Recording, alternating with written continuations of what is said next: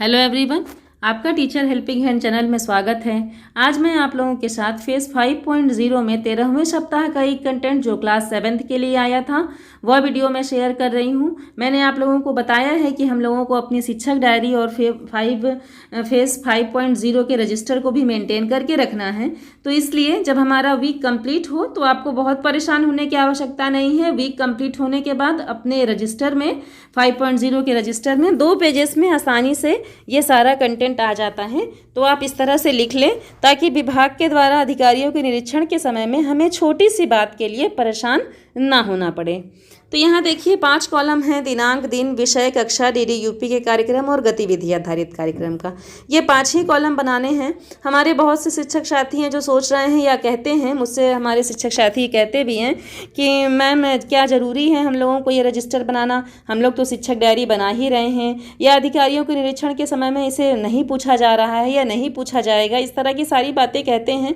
तो देखिए, ज़रूरी नहीं है कि अगर एक अधिकारी आपके विद्यालय में आए हैं, उन्होंने ये रजिस्टर नहीं मांगा तो आप सोचेंगे कि इस रजिस्टर की आवश्यकता नहीं है। ये आप कतई ना सोचें, क्योंकि प्रोग्राम जो हमारा डीडी यूपी पर प्रसारित हो रहा है, हो सकता हो कि हमारे बच्चे अभी उस स्तर तक ना पहुँचे हों जो कार्यक्रम हमारा प्रसारित हो रहा है।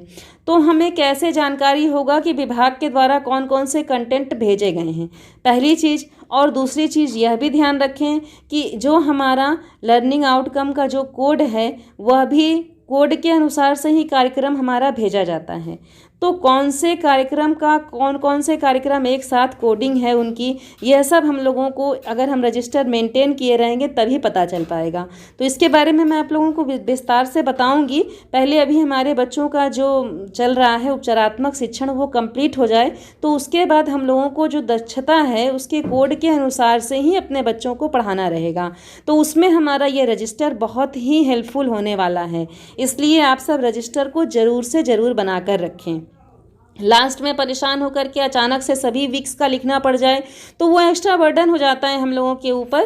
तो इसलिए आप सब समय निकाल करके 2 पेजेस का रहता है, आसानी से समय निकाल कर इसे लिख लिया करें। तो देखिए कॉलम्स के बारे में मैंने बता ही दिया। 27/9/21 दिन है हमारा सोमवार को कक्षा 7 के लिए 2 कार्यक्रम प्रसारित हुए थे। पहला इंग्लिश विषय के अंतर्गत, दूसरा हिंदी विषय के अंतर्गत।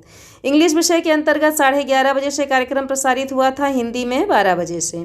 अब 11:30 बजे से द करेजियस एक्ट ये आया था और हिंदी में था भविष्य का भय। तो ये 2 कार्यक्रम हमारे डीडी यूपी के थे। गतिविधि आधारित कार्यक्रम में हिंदी की गतिविधि आई थी कलम आज उनकी जय बोल। ये है गणित में है रेखीय समीकरण। तो ये इस तरह से मैंने पूरा लिख लिया है अपना कंटेंट। ये जो ई पाठशाला 5.0 का रजिस्टर है, ये हमारे एक शिक्षक साथी हैं, उन्हीं का रजिस्टर मैं आप लोगों के साथ शेयर कर रही हूँ। तो उसके बाद देखिए यहाँ 28/9/21 दिन मंगलवार है। मंगलवार को कक्षा 7 के लिए कोई भी कंटेंट डीडी यूपी पर प्रसारित नहीं हुआ है, तो मैंने यहाँ पर डैश लगा दिया है। बाकी गतिविधियों की कराएंगे पुनरावृत्ति, रीड अलॉन्ग ऐप पर कहानी पढ़ाएंगे, जादुई चिट्ठी। इस तरह से आप लिख लें सारा कंटेंट। अब देखिए 29/9/21 दिन हमारा बुधवार है। बुधवार को कक्षा 7 के लिए एक कार्यक्रम प्रसारित हुआ है गणित विषय के अंतर्गत 12 बजे से, परिमेय संख्याएं।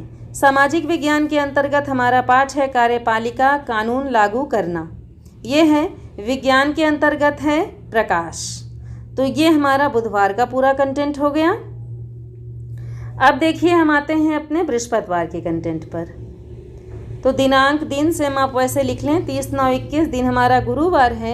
गुरुवार को कक्षा 7 के लिए एक कार्यक्रम प्रसारित हुआ है विज्ञान विषय के अंतर्गत मानव विज्ञान और प्रौद्योगिकी।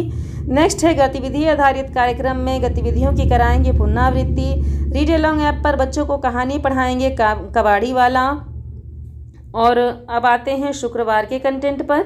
1/10/21 दिन हमारा शुक्रवार है। शुक्रवार को कक्षा 7 के लिए कोई भी कार्यक्रम प्रसारित नहीं हुआ है, तो मैंने यहाँ डैश लगा दिया है। बाकी इंग्लिश की गतिविधि है फ्लोरेंस नाइटिंगेल और गणित में है रेखीय समीकरण। तो ये हमारा शुक्रवार का कंटेंट हो गया। अब देखिए शनिवार पर आते हैं। तो 2/10/21 दिन शनिवार का है। शनिवार को कक्षा 7 के लिए कोई कार्यक्रम पाठ से रिलेटेड नहीं आया था, 2 अक्टूबर था, गांधी जयंती, लाल बहादुर शास्त्री जी की जयंती थी। तो यहाँ पर हम लोगों को क्या करना था, विभाग के द्वारा कंटेंट भेजा गया था महात्मा गांधी जी की जीवनी के ऊपर और लाल बहादुर शास्त्री जी की जीवनी के ऊपर। तो वही मैंने यहाँ पर लिख दिया है। बाकी अन्य कोई सामग्री विभाग के द्वारा प्रेषित नहीं कराई गई थी।